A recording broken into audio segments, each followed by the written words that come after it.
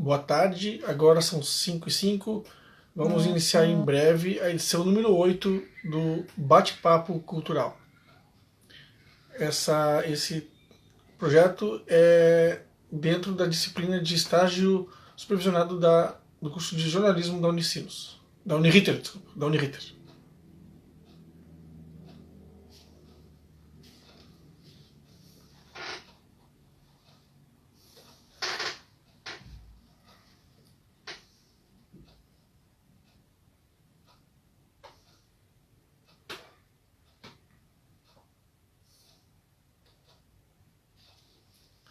Vamos aguardar.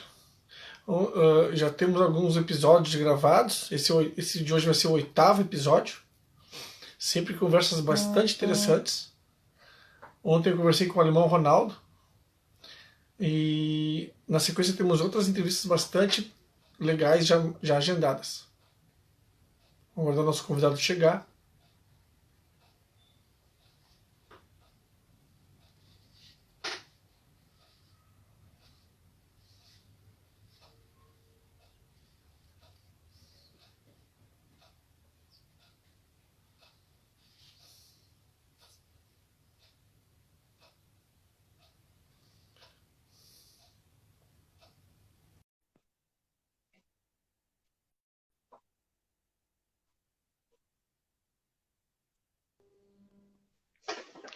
Boa tarde, Marcelo Boa tarde. Carvalho, tudo bem? Boa tarde, Ulisses. Tudo bem?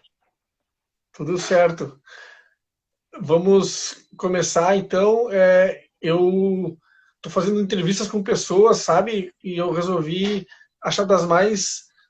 Consegui achar os mais variados ramos, né? E eu sempre quis conversar com o pessoal do Observatório, né? Do Observatório da Discriminação Racial no Futebol. Acho o trabalho de vocês muito legal, muito interessante. Obrigado. É, não, eu acompanho o trabalho de vocês, né? Acho um trabalho que tem super, ele é super válido até por dentro de tudo que a gente já conhece em questão de discriminação racial e de racismo, né?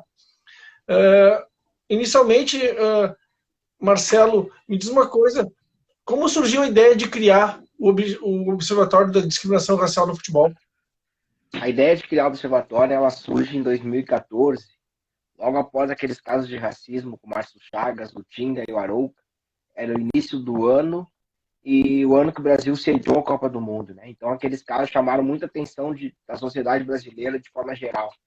E aí eu fui pesquisar a quantidade de casos de racismo que acontece no futebol brasileiro. E aí fui pesquisar o desdobramento desses casos. E aí, como eu não encontrei essa resposta, aí a ideia foi criar o observatório para que a gente pudesse ter esse espaço, né? Um local onde a gente pudesse encontrar os casos que ocorrem, os desdobramentos desses casos e, principalmente, que a gente consiga mostrar para a sociedade que os casos de racismo não são fatos esporádicos, né? Eles acontecem com muita frequência no futebol brasileiro. E me diz uma coisa, onde se localiza a sede do Observatório? Quantas pessoas compõem o Observatório? Como é que funciona o trabalho de vocês? Aí, em 2014, eu resolvi criar essa ideia, e aí nasceu no Twitter, né? Nasceu um perfil no Twitter. Depois, meses depois, eu convidei a Débora. Eu estou em Porto Alegre. A Débora também estava aqui na época. Hoje ela estava morando em São Paulo.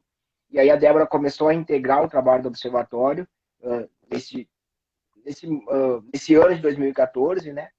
E aí nós tocamos esse projeto até esse ano, eu e a Débora. E agora, esse ano, a gente já vinha articulando com o Luciano Jorge, que é de Minas, e a Roberta Pereira, que é de São Paulo. E aí a gente resolveu convidá-los oficialmente para fazer parte do observatório. Mas, assim, aí, eu e a Débora que tocamos esse projeto desde o começo, né? E é um projeto voluntário, é um projeto que a gente resolveu criar e trabalhar nele de forma voluntária, e a gente vem tocando ele com esforços pessoais, né? Apesar do observatório hoje ser reconhecido nacionalmente, até fora do Brasil, como uma das principais entidades de combate ao racismo no futebol, a gente não recebe verba, assim, ajuda financeira de nenhuma instituição, né? Isso é, no meu entender, também uma forma de a gente entender como o racismo funciona. Afinal de contas, o observatório Ele passa dados, ele fornece dados, ele é importante na luta contra o racismo, mas não é reconhecido por quem deveria reconhecer esse trabalho. E então o observatório funciona fundamentalmente em sede, vamos dizer assim, em ambientes virtuais, né? Twitter, Facebook, ou um site mesmo que eu andei, eu sigo vocês, né, cara, no Twitter e no Instagram, e vejo que vocês estão cada vez mais produzindo conteúdo, produzindo material e tudo, e é interessante observar que, por exemplo, vocês ampliaram a abordagem de vocês, né? Sim. Se o nome fala em discriminação racial no futebol, agora ele aborda outros campos, né, cara? Não só futebol, também o automobilismo e outros esportes, como o vôlei, por exemplo, e não só a questão da discriminação racial, né? Também da censura, por exemplo, como foi o caso da jogadora de vôlei agora recentemente, né? Sim, em 2014 nasce para monitorar os casos de racismo, que era o que me chamava a atenção naquele momento, mas aí por diversas provocações que a gente foi recebendo, e também por uma troca de experiência com uma entidade inglesa que monitora casos de discriminação no futebol europeu, a gente começou a olhar para outras formas de preconceito, né? A gente começou a olhar para LGBTfobia, para machismo, para xenofobia, e aí quando a gente abre esse olhar, a gente acaba também expandindo para outros esportes. Então, o Observatório hoje ele monitora casos de preconceito e discriminação em todos os esportes brasileiros, e com atletas brasileiros no exterior. E aí, quando a gente fala em preconceito e discriminação no esporte, a questão política ela também vai acabar entrando, né? Porque por mais que alguns digam que futebol e política, ou esporte e política não se misturam, esporte e política se misturam desde o começo do esporte no mundo, né? É impossível a gente conseguir separar esporte e política. A questão é, o que eu acho que a gente deveria separar ou ter uma certa restrição é cuidar manifestações de ódio. Manifestações de cunho político que visam a democracia, no meu entender, elas deveriam ser liberadas. O esporte é isso, né? O esporte é envolver a sociedade para debater assuntos, para inclusão social. Esse é o esporte. Mas, infelizmente, o esporte ele acaba sendo um instrumento político da elite, né? Então a elite, quando vê esse futebol falar de política, ela diz que não é permitido. Ela se incomoda. Eu acho que ela se incomoda. Isso. Porque se a gente for fazer uma análise, quando eu digo que futebol e política sempre se misturaram, nunca foi num campo progressista. O que a gente viu num campo progressista foram as manifestações, por exemplo, em 1968, Tom Smith nas Olimpíadas. Aquilo é uma manifestação progressista que rapidamente ela acabou sofrendo uma punição. Eles foram expulsos dos Jogos Olímpicos. Eles sofreram represálias quando eles voltaram para os Estados Unidos. Ou seja, nesse campo progressista não vale as manifestações. Mas diversas manifestações políticas, ou mesmo o uso político do futebol sempre foi permitido. Se nós olharmos, por exemplo, a maioria dos políticos que passaram por clubes de futebol, eles não estão em partidos progressistas ou partido de esquerda, né? E usaram o futebol como trampolim para chegar nesse espaço. Então, não dá para dizer que futebol e política nunca se misturaram. A questão é, hoje, nesse momento, partidos progressistas de esquerda e o movimento negro, por exemplo, viram no futebol, no esporte, um espaço amplo para debate. E aí, quando se abre-se outro olhar, aí vem a proibição. Afinal de contas, negros, por exemplo, não estão nos espaços de poder do esporte. A gente está ali como praticante do esporte, como entretenimento. A partir do momento que a gente levanta a voz para reclamar, opa, tem alguma coisa errada aqui. Entendeu? Vocês já têm o espaço de vocês, o que vocês mais querem? Essa é a pergunta, né? Que a gente vai ouvir ao longo do tempo. Então, é importante a gente sempre fazer essas ressalvas, né? Porque o futebol, no meu entender, ele é um importante instrumento de inclusão social e de luta contra a violência e a discriminação. Deveria ser usado dessa forma. Mas a gente tem que abrir, e a gente tem que abrir o campo político para a sociedade, né? Eu acho que no momento que a gente vive, não basta dizer que todos os políticos são iguais e são ruins. A gente precisa separar o joio do trigo para ter uma sociedade melhor. É impossível ter uma sociedade melhor enquanto quem estiver no poder ontem ou hoje, né, não olhar para essas camadas mais pobres. Separar o joio do trigo, de preferência ficar com o trigo, né, cara? De preferência, ficar com o trigo. É. É? É. Tu tocou numa questão importante, sabe? Que é a questão do poder dentro do futebol. Aqui tu atribui, por exemplo, o fato de ter pouquíssimos negros em posições de destaque na questão da administração do futebol. Vou dar um exemplo só. Eu lembro que chamou muita atenção o fato de vocês conseguirem fazer uma ação contra o racismo envolvendo os únicos 2 treinadores negros da Série A do futebol brasileiro. Aqui tu atribui o fato de ter pouquíssimos treinadores negros e pouquíssimos mais ainda, dirigentes, por exemplo, negros. O fato dos treinadores, eles escancaram aquele racismo que a gente conhece, que é o racismo estrutural, que é o racismo que não nos vê, enquanto negros, possuidores do intelecto, né? Então, pessoas negras são ótimas para a questão corporal, o uso do corpo, para entretenimento, mas quando nós vamos discutir esses espaços de comando, aquela falsa ideia da época da escravidão, que nós não somos inteligentes o suficiente para estarmos nesses espaços, ela ainda se reflete no futebol. Então, um treinador negro, quando chega nesse espaço, ele tem um olhar muito mais ampliado para ele. Ele precisa provar a todo momento que ele é capaz. E aí, qualquer que seja a sua falha ou a sua característica, ela acaba afastando esse treinador do espaço de elite. Porque essa peculiaridade ampliada, ela vai ser abordada como uma falha. E aí o treinador negro não pode estar naquele espaço. Se a gente parar para analisar Andrade, por exemplo, porque ele era um cara muito calmo para um vestiário e não tinha comando. Mas quantos treinadores que a gente conhece que não tem comando de vestiário? Então a gente precisa entender que o perfil que as pessoas olham não é de uma pessoa negra. Uma pessoa negra num espaço de poder, ela ainda é olhada com uma desconfiança no futebol ou fora dele. As pessoas desconfiam o que esse negro está fazendo nesse espaço de comando. E se a gente for sair do treinador, porque o treinador é uma escolha de um presidente. No Brasil, a gente não tem um clube, por exemplo, que escolhe por perfil. Eu quero um treinador que tenha mais toque de bola, ou que seja mais, que cuide mais da defesa do que do ataque. A gente não tem esse perfil. Um clube troca um treinador extremamente ofensivista por um extremamente retranqueiro, vamos dizer assim. Não existe esse perfil de o que eu quero para o meu clube. Toque de bola, pressão alta, não tem. É simplesmente a vontade de um presidente. E aí a vontade do presidente, ela determina que ele olhe e arrasta, que ele olhe a cor. Mas se a gente sair dessa questão do treinador e entrarmos na estrutura dos clubes, a gente precisa reconhecer que a gente ainda está tratando de clubes extremamente elitistas, extremamente compostos pelaquela mesma composição do início do futebol brasileiro. A gente tem, na maioria dos clubes, famílias que se revezam no poder, que vão se revezando, que não querem a inclusão de outras pessoas. E aí eu digo outras pessoas, são pessoas negras ou brancos pobres, né? Então, eu não quero essas pessoas nesse espaço de poder. E se a gente vai pensar para analisar, por exemplo, não existe uma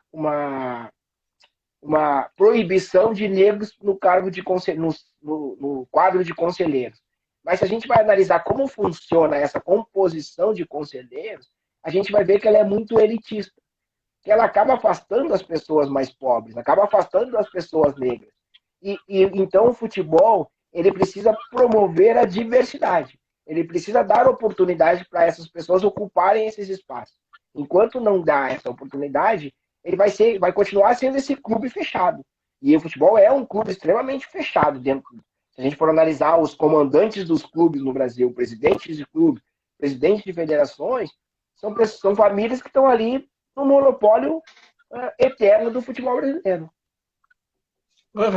Me diz uma coisa, as ações do Bahia, o Esporte Clube Bahia faz ações muito importantes, pelo menos o que aparece para nós, né, em termos de abordagem de de problemas sociais. Qual a tua visão sobre as ações do Bahia? Porque ele me parece ser uma exceção, né, no cenário de futebol brasileiro. O Bahia realmente ele está à frente do cenário do futebol brasileiro. Assim. A gente hoje começa a ver outros clubes que começam a ter manifestações, a trabalhos de mídia, e a gente agora discute muito, né? Por exemplo, quem deveria fazer essas ações? É a comunicação ou é o marketing? O que esses clubes querem? Esses clubes querem marketing ou eles querem de fato abraçar a causa? Mas num primeiro momento eu diria que é importante as manifestações, são importantes as manifestações dos clubes. Porque até mesmo o Bahia, ele começa por manifestações na área do marketing para depois entrar e entender que ele precisava ir além da questão marketing, da questão comunicação. Então, hoje o Bahia, por exemplo, quando ele diz e ele informa que tem uma campanha chamada Dedo na Ferida e se reconhece como um clube com uma estrutura racista na atualidade, ele está dizendo que, de fato, eu tenho um problema e eu quero enfrentar esse problema. Então, isso é importante. Mas eu digo assim, nós temos 20 clubes na Série A. Se nós fizermos um levantamento, nós não temos 50% desses clubes que se manifestam sobre pautas sociais. Então, eu digo, se as pessoas soubessem o que é preciso acontecer dentro de um clube para uma simples postagem vir à tona, elas iam entender por quê, elas iam entender a real importância de uma simples manifestação. Porque uma manifestação, por exemplo, no Dia do Orgulho LGBT, esse ano ela teve participação de 17 clubes, incluindo Série A, Série B, Série C, Série D, 17 clubes. Nós temos entre Série A, B, C e D 80. Então, isso mostra o quanto os clubes ainda não estão abertos nem para uma simples postagem. Eu acho que num segundo momento, que é o que a gente está começando agora, a gente vai ter que começar a cobrar que essas manifestações tenham, de fato, reflexos para esses grupos que estão sendo falados. Né? Mas eu acho que é um segundo momento. O primeiro momento é, de fato, que os clubes tomem uma posição. E a gente precisa lembrar que, no caso dos clubes de futebol, quem silencia, a gente sabe de que lado está. Né? Porque a gente não pode dizer que racismo é uma pauta progressista ou de esquerda. Racismo é uma pauta humanitária. E aí é preciso o posicionamento dos clubes de futebol. Uma coisa que eu me lembrei, o Náutico recentemente, faz uma semana ou duas, fez um trabalho muito legal. Eles como tu disse, eles assumiram o passado racista deles e fizeram um uniforme todo, que a camisa ela é preta, né? E aí jogaram com aquele uniforme lá.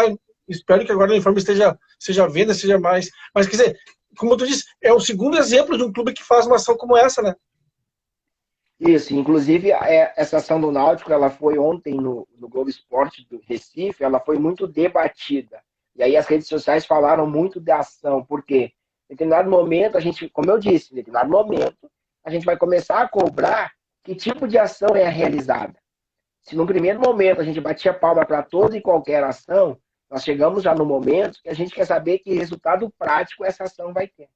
Então, por exemplo, quando o Náutico diz que reconhece o passado racista dele, a gente precisa colocar uma observação que, dentro dos clubes brasileiros da Série A, por exemplo, todos os clubes têm problema com racismo. Todos os clubes. Afinal de contas, em todos eles, a presença de conselheiros negros é pequena. Se a gente for analisar treinadores, a gente tem hoje um treinador negro. Então, todos os clubes precisam se reconhecer racistas ou promotores do racismo estrutural hoje. Por isso que eu digo, a ação do Náutico ela é importante, porque ela mexe com uma parcela da sociedade, principalmente os torcedores do Náutico, reconhece um passado racista, mas na atualidade ela precisa reconhecer que hoje o Náutico ainda tem problema com racismo. Não o Náutico, todos os clubes. E aí a segunda questão é, diversas entidades e movimentos trabalham na luta antirracista. A maioria delas não tem como se sustentar. Então é importante que esses clubes entendam a necessidade de ajudar essas instituições. Eu digo isso usando o exemplo, por exemplo, do Manchester United. quando ele coloca a camisa e faz uma camiseta para vender Black Lives Matter, ele acaba doando um valor dessa venda para uma instituição que trabalha. Eu acho que é isso que as pessoas precisam entender, né? O racismo, ele é também uma estrutura, um poder. E quem está em cima tem dinheiro. Quem não está, não tem dinheiro. Então, quando a gente fala em ser antirracista, a gente precisa tentar equilibrar essa equação. E aí, quem tem hoje privilégio e dinheiro precisa estar do lado de quem não tem. Então, assim, ontem muita gente criticou, eu participei desse debate, por exemplo, do Náutico. Muita gente criticou o debate não entendendo o que a gente estava falando. A gente não estava menosprezando a ação, e a crítica ela era no sentido de vamos somar com todas as entidades que estão lutando. Não é uma crítica ao Náutico que fez isso. Não, a crítica é a todos os clubes da Série A, por exemplo. Até mesmo o Bahia, eu digo que até mesmo o Bahia a gente tem que criticar, porque o Bahia, por mais que se reconheça como uma estrutura racista, ainda não conseguiu mudar isso. Sim. Interessante observar também, uma pergunta que eu te faço, além das ações, né, além das manifestações nas redes sociais e da tua participação em programas de televisão, eu vi recentemente no Sport TV, que outras ações o Observatório desenvolve? Hoje o Observatório ele é muito reconhecido por monitorar e acompanhar esses casos de racismo. Então a gente tem já uma presença, por exemplo, um canal de comunicação com o SJD. Então, casos de racismo que envolvam o SJD, a gente já manda para o pessoal e já tem uma resposta deles sobre julgamento desses casos. Então, é um canal que o Observatório conseguiu criar. Através do relatório, a gente acaba sendo fonte de pesquisa para veículos de imprensa e para estudantes, que hoje cresce o número de estudantes que trabalham com futebol e questão social e política dentro das academias. E isso é muito. Então, o Observatório cumpre esse papel. O Observatório não é capaz de cumprir, por exemplo, o papel de punir. Então, muita gente cobra o Observatório, vocês deveriam punir. A gente não tem poder de punição. A gente tem o poder de informação. E mesmo quando a gente recebe uma denúncia de racismo, a gente não tem muito o que fazer com essa denúncia. A gente não pode, até mesmo muitas vezes, tornar essa denúncia pública, porque a gente não sabe a veracidade dessa informação. E hoje, no Brasil, nós vivemos num momento que é capaz de eu denunciar uma pessoa que eu vi cometendo um ato de racismo, mas se eu não tiver como provar, ela é capaz de ir para a justiça e eu acabar sendo punido.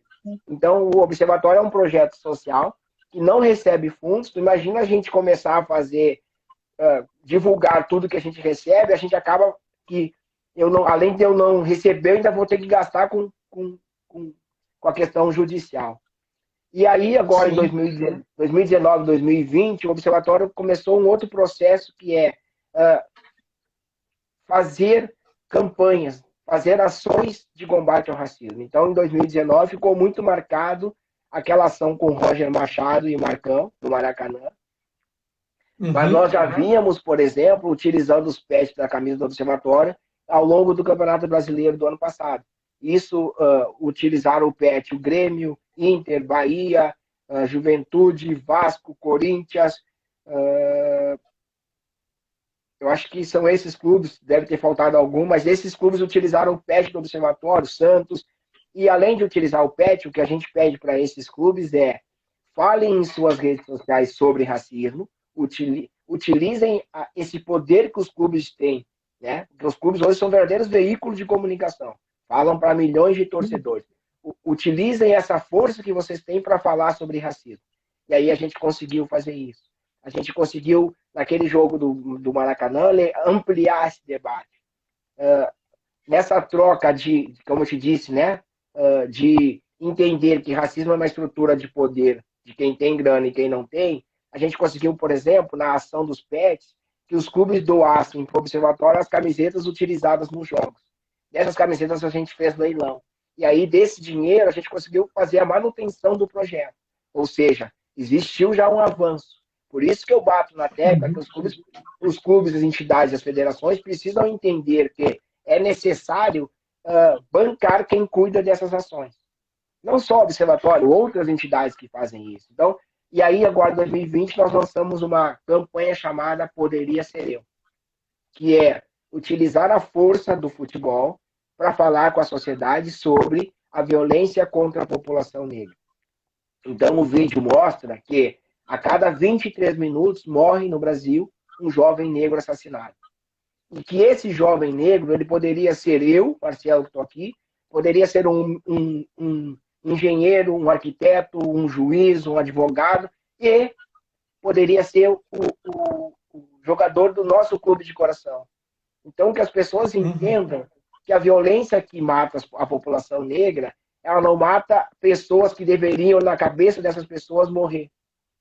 Ela mata qualquer cidadão negro, jovem, que não vai se transformar em alguém que poderia ajudar o Brasil a se desenvolver. E aí o Observatório conseguiu o apoio de alguns clubes. Então, o que a gente vem fazendo é isso. A gente vem tentando, primeiro, utilizar a força dos clubes para falar de racismo, e no segundo momento a gente vem tentando quebrar essa barreira do silenciamento que tem dos jogadores. Se a gente for parar a pensar hoje, a gente olha para os Estados Unidos e diz, poxa, lá os atletas falam, por que os atletas brasileiros não falam? Então a gente precisa fazer um processo de entender o porquê do silenciamento. E aí o que o Observatório vem fazendo ao longo desses 6 anos é dando espaço e voz para que os jogadores falem. Eles já começaram a denunciar casos de racismo. A gente gostaria que eles fossem além, mas é um processo. As pessoas precisam entender e respeitar esse processo. Essa pergunta é feita por um rapaz agora, o Nielsen, que ele pergunta por que os jogadores daqui não se manifestam, mas tu comentou já que estão começando, né, a fazer, que é todo um processo até de consciência, na realidade, né, Marcelo? De consciência de toda a realidade, né? Não, toda uma realidade social, né? E as pessoas precisam entender, por exemplo, que o histórico que a gente tem no Brasil para os atletas que já se manifestaram é o histórico de apagamento e de silenciamento, e até mesmo de represália a quem já se manifestou. Então, se a gente for olhar ao longo da história, sim, vários atletas que se manifestaram... Pode falar. Sim. Não, eu ia dar outro exemplo que eu me lembrei. Todos aqueles atletas que se afirmam homossexuais desaparecem do cenário. Não, pelo menos os que eu me lembro que se manifestaram nos mais diversos esportes. Eu acho que isso tem muito a ver com o que tu está falando, né? Sim. O cara vai lá e, de repente, né, ele desaparece e tal. Esse é a represália, né? Por exemplo, a gente vai pegar um exemplo. Reinaldo, em 78, ele comemorava os gols, né, com o punho erguido.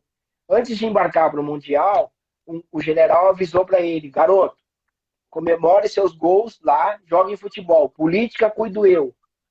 Essa foi a frase que ele ouviu. Quando ele chega na Argentina, ele comemora o gol, ele acaba não jogando mais naquele Mundial de titular. Ele vai acabar jogando a última partida do Mundial de novo. Ou seja, ele foi afastado pela manifestação dele.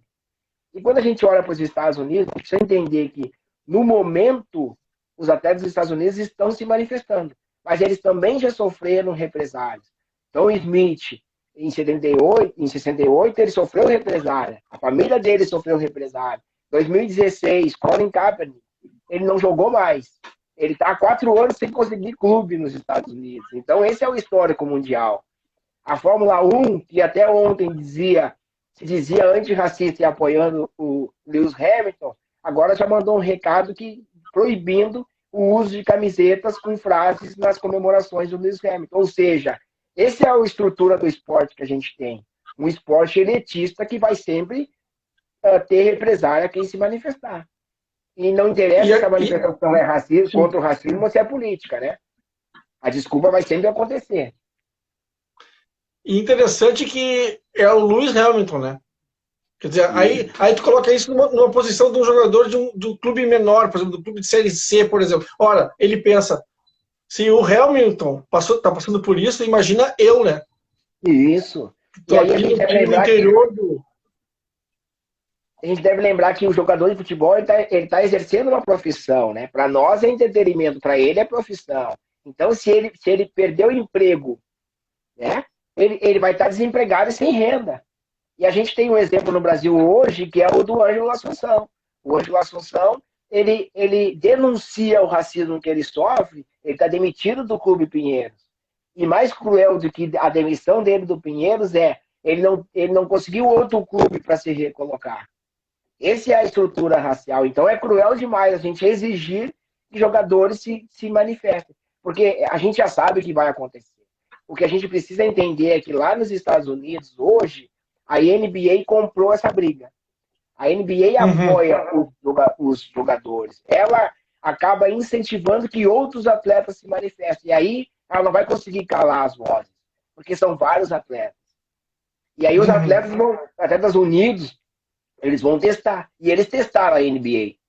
Ah, você tá do nosso lado, então tá. Então hoje a gente não vai entrar em quadra por causa da outra morte que aconteceu. E aí a NBA, não, tudo bem, ok, nós aceitamos. E se a gente olhar para os outros esportes americanos, porque a NBA tem um percentual de negros muito grande. Mas se nós olharmos, por exemplo, o beisebol, que não tem uma presença negra tão forte, ele também parou.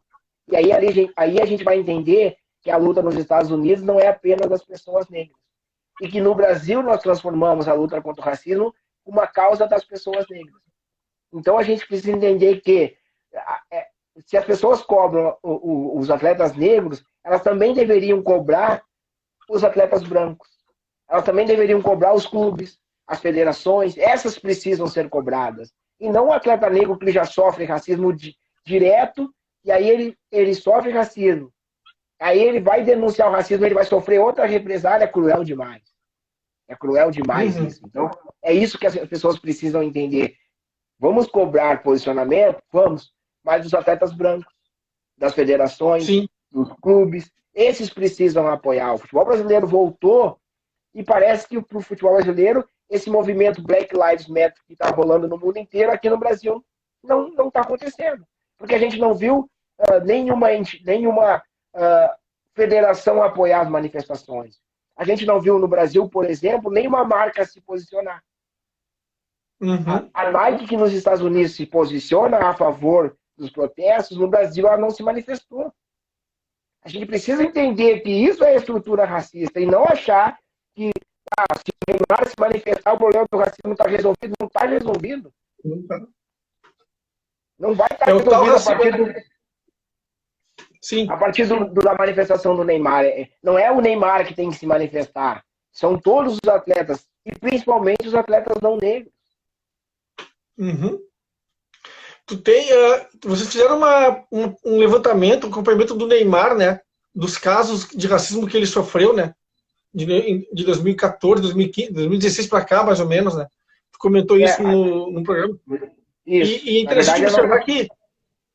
Oi? Não, pode falar.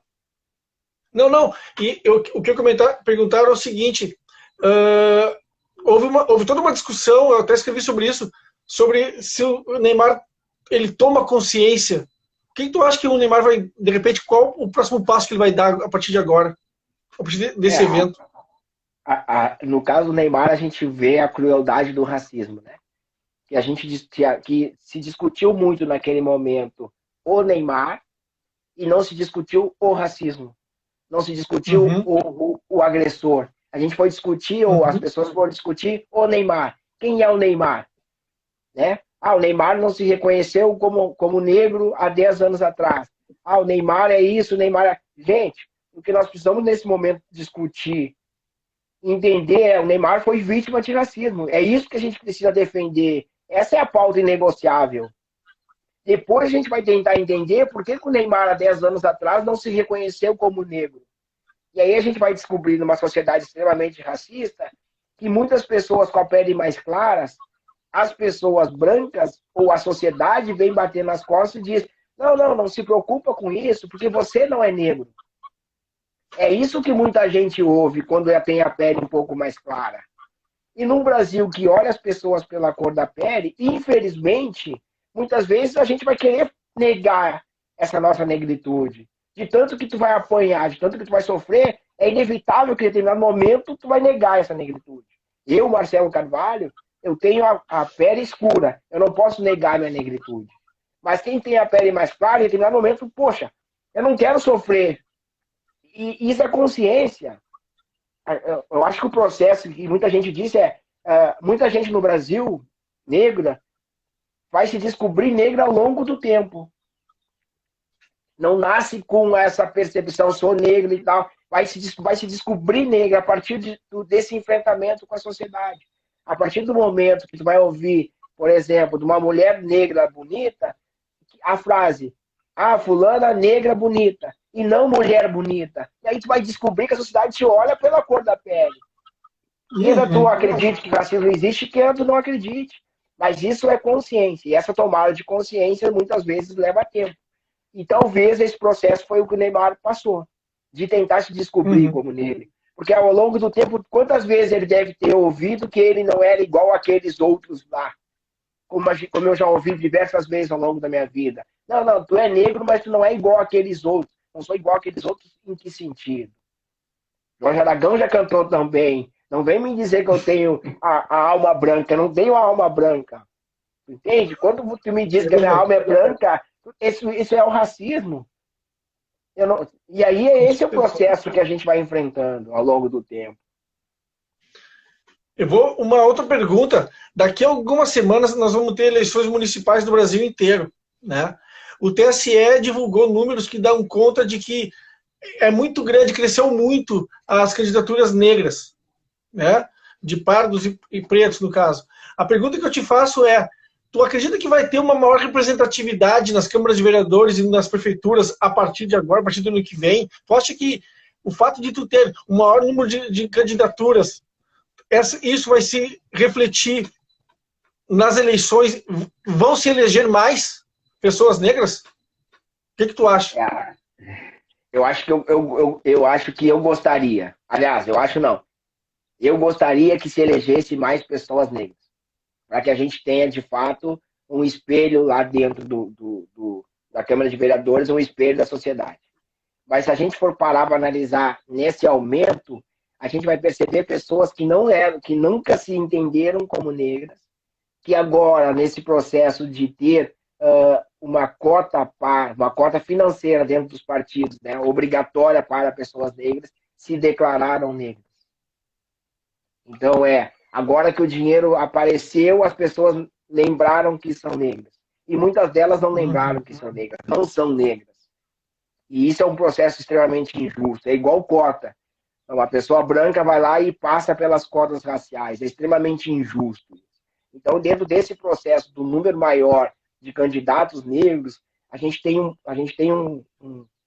problema que é, de fato, quantos desses são realmente negros ou quantos estão apenas utilizando essa brecha que teve. E aí é um problema. Mas tudo bem, vamos lá, se fosse verídico esse aumento de pessoas negras, que bom que a gente conseguisse entender a importância de votarmos em pessoas negras. E a importância de mudar o que está aí. E quando eu digo mudar o que está aí, entendam, uma pessoa que passou 30 anos dentro de um cargo político, ela não é diferente de quem está na política, ela é igual. Uma pessoa que está cumprindo o seu segundo ou terceiro mandato, ela é igual a todos que estão lá. A gente quer renovar, a gente precisa valorizar pessoas que ao longo da sua vida já trabalham com causas sociais. Essas pessoas precisam receber espaço. Essas pessoas podem fazer a diferença. Eu acho que a gente precisa entender que chega de achar que somente pessoas de sobrenome, de nome e de dinheiro possam ocupar esses espaços. Esses espaços são nossos. A gente tem que colocar lá pessoas que nos representam. Essa é a mudança que a gente precisa entender. A gente muitas vezes vota pelo sobrenome, vota porque, não, mas o fulano rouba. Não, mas é melhor ele do que o meu vizinho. Não, mas o teu vizinho não é certeza que ele vai roubar. Por que a gente não pode votar no nosso igual? Né? Então, uma coisa que é muito cruel na nossa vida, por exemplo, é essa coisa que colocaram na nossa cabeça, que negro e dinheiro são palavras rivais. Então, quando a gente acha, por exemplo, que pessoas negras não podem enriquecer, não podem ganhar dinheiro. Então, e aí a gente questiona as pessoas que ganham dinheiro, pessoas pobres, e a gente não questiona uma pessoa rica que ficou mais rica. Esse é um processo que a a gente entendeu ele ao longo da vida como normal, e politicamente falando também. Então, quiçá, né, é o meu desejo, meu sonho, que a gente vote não só em pessoas negras, mas em pessoas das comunidades, pessoas que realmente vão entrar para dentro da Câmara de Vereadores e fazer algo para a nossa sociedade. E não continuar fazendo algo para quem está nesse poder há 500 anos. Porque se a gente for analisar o Brasil hoje, são 500 anos que a mesma turma está se revezando no poder. São 500 anos que a gente está aqui brigando por políticas afirmativas, por mais respeito, mais educação, mais saneamento básico. A gente nunca teve. E a gente não vai ter se a gente não entrar nesse espaço. Sem dúvida. Essa questão do TSE, eu me lembrei de outro detalhe. O TSE comenta também, os números do TSE dão conta também, de que houve uma alteração no que tu acabou de dizer. Algumas pessoas se declararam agora negras. É isso que tu acabou de dizer. Houve uma mudança de perfil. Entendeu? Quer dizer, aí eu vou... Aí eu vou em cima do que tu comentou, né? Por que não disse isso antes, né? Por que não se declarou antes, né? E uma pessoa que fez isso, ela deveria ser tirada da eleição, se for provado que ela não é negra. Porque, pô, se a pessoa já está mentindo agora, o que a gente vai esperar dessa pessoa? Entendeu? É verdade. É verdade. Uma outra pergunta. Esse é o problema do Brasil, né? E agora nós temos, por exemplo, uma questão interessante esse fato que tu comentou, né? O fato da sociedade não se indignar com atitudes racistas, né? Por exemplo, assim, tu vê muitas pessoas se indignarem, e foi uma indignação justa, legítima, né? No caso do George Floyd, né? Por exemplo. Agora, aqui aconteceram coisas semelhantes no Rio de Janeiro, por exemplo, e não se viu nem 10% daquela indignação. Não é? Pelo menos que eu tenha tido notícia. A pergunta que eu te faço é, será que isso é uma naturalização desse racismo na sociedade brasileira? Isso é naturalização do racismo na sociedade brasileira. Isso é, por exemplo, a sociedade brasileira, em termos de imprensa, quando o João Pedro morreu, quando a Agatha morreu com assassinados, não usar a palavra assassinado quando vai jogar notícia. Entendeu? Porque daí a gente vai naturalizar aquela morte. Essa é a questão. A gente naturaliza a morte. Mas a gente foi educado. A gente foi educado por esse sistema a naturalizar essas mortes. E naturalizar essas mortes é não se indignar com as mortes. É não entender que aquela pessoa que morreu lá num bairro, ela pode ser eu amanhã. Porque não tem diferença. Da maneira que a gente está vivendo hoje, amanhã foi o João, hoje vai ser eu. As pessoas precisam entender isso. E aí as pessoas no Brasil não têm essa coisa da indignação, por exemplo, no Rio de Janeiro.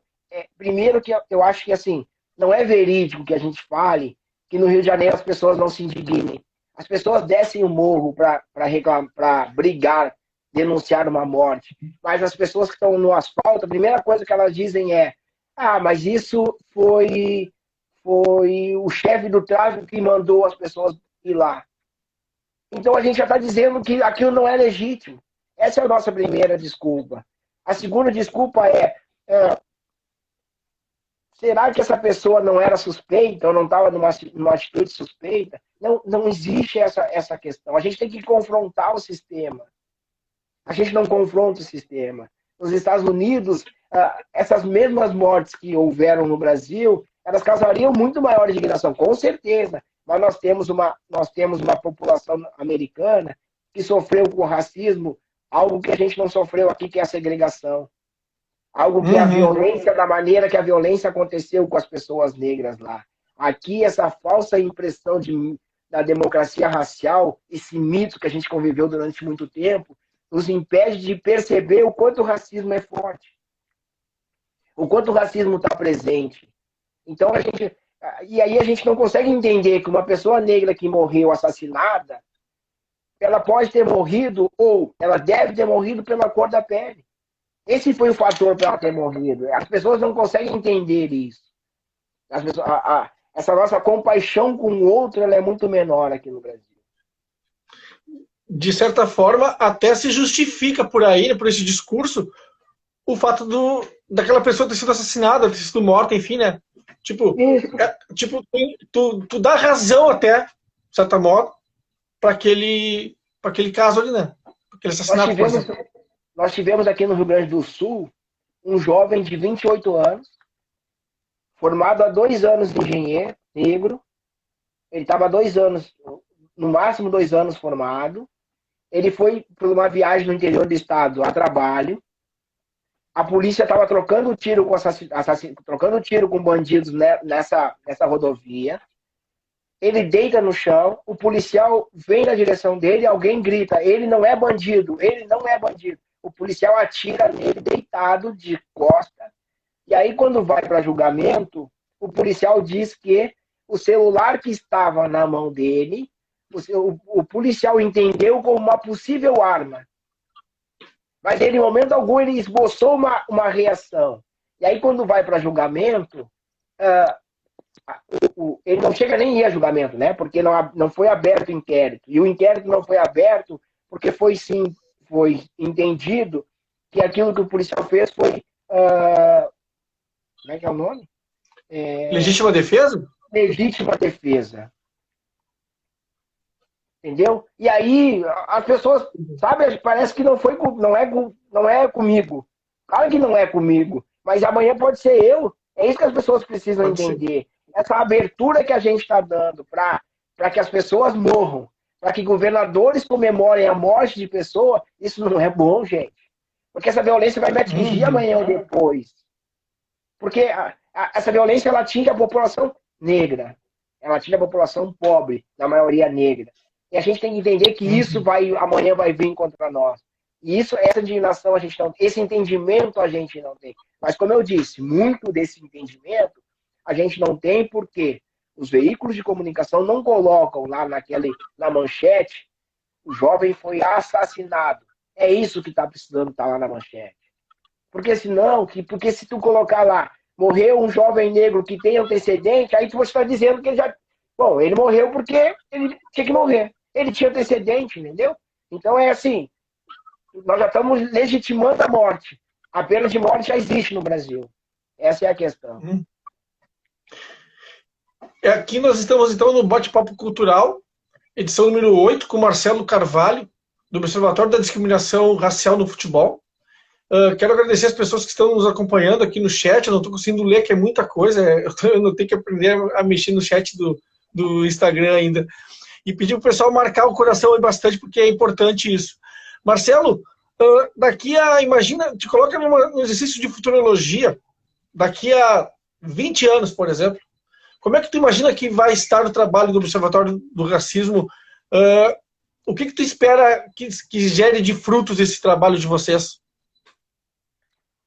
Bom, no primeiro momento eu acho que os frutos a gente já está vendo. Assim. O Observatório, eu não costumo dizer isso e acho que não gostaria de usar essa frase, mas a maioria dos debates que a gente já vê hoje acontecendo, elas são frutos do trabalho do Observatório.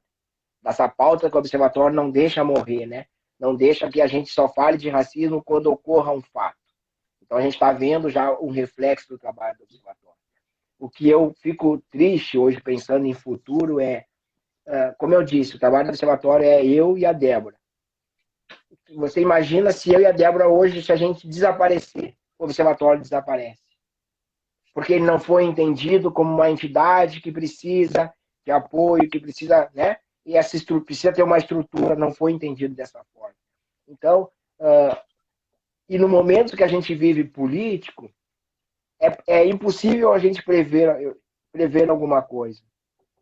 Porque, por exemplo, a gente vinha numa crescente de melhorias de vida, de ações afirmativas que vinham ocorrendo para homens, para mulheres, para LGBTs, para negros, e aí a gente deu de cara com esse retrocesso.